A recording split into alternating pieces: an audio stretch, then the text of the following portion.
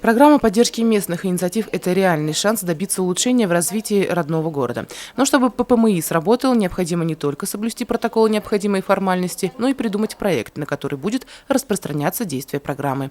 Жильцы многоквартирных домов по улице Строителей решили заявиться на сумму около 600 тысяч рублей. Приоритетные проблемы, они могут быть любые.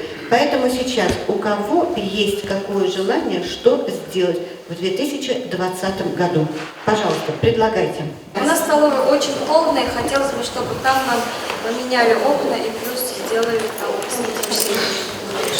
Обсуждения жильцов соседних с образовательным учреждением домов стали активной дискуссией. Порадовал неравнодушие участников. Каждый выдвигал свои темы проектов, требующих реализации в Башкирском лицее имени Рамазана Умедбаева.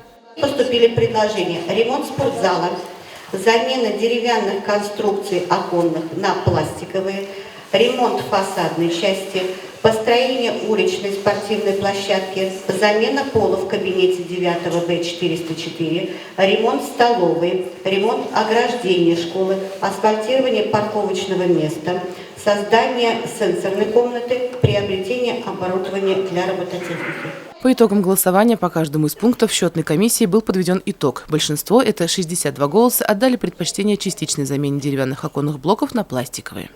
Елена Афанасьева, Радмир Сингулов, Гульгина Раскильдин, телекомпания СТВ.